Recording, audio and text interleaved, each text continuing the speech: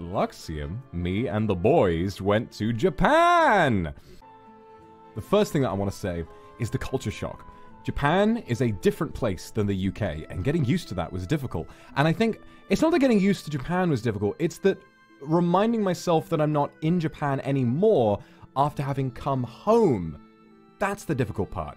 Because people treat things differently in Japan than they do in the UK. And all of us are respectful of that. But then when you come back to the UK and you realize that people act in a completely different way, I'm still in Japan mode, basically. Like, I've come back to the UK, and every time I go out, I'm like, shit, I'm not wearing my mask. Even though in the UK, wearing a mask is purely a choice, and most people in this country don't anymore. You know, it was only a requirement during, like, the thickest period during lockdown, and now it's pretty much practiced by nobody. And yet now that I've been in Japan for a little while, I am, like, actively like, oh, where's my mask?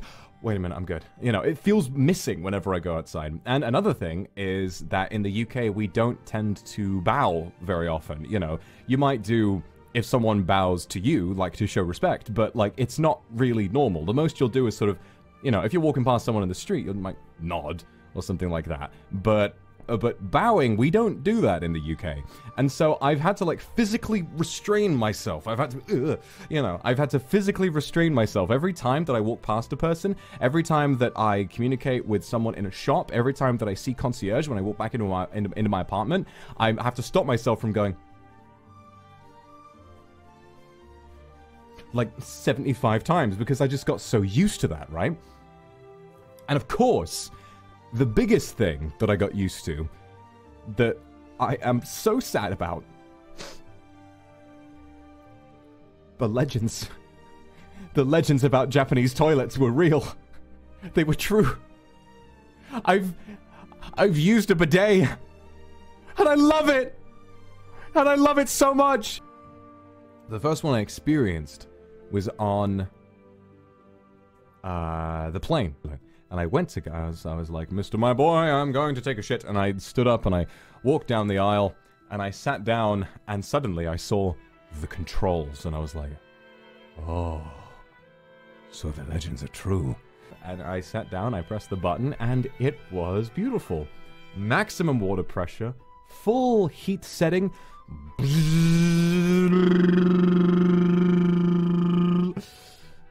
And I realized what I had been missing out on my entire life.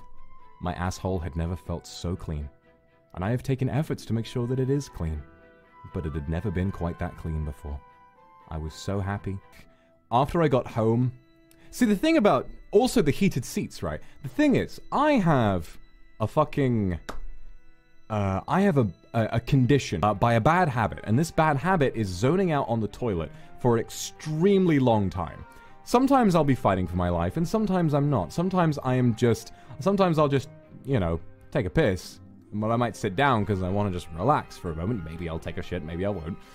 And then I sit down, get my phone out, and I am there for 25, 30 minutes. And this is at home. This is on an ice-cold British toilet, right? This is on an ice-cold British toilet where, like... there's nothing comfortable about it. I'd be so much more comfortable if I zoned out on my bed, for example, or in a chair. But no, I always choose to do it on the shitter. And yet it's cold, and it's hard, and when I stand up, I have pins and needles. I feel like I have to pull a walking stick out and try to nurse myself off of the shitter. In Japan, with the warm seats and the comfort of being able to thoroughly cleanse my ass, the instant I have the urge to, why would I ever stand up? Why would I ever stand up? I don't know why.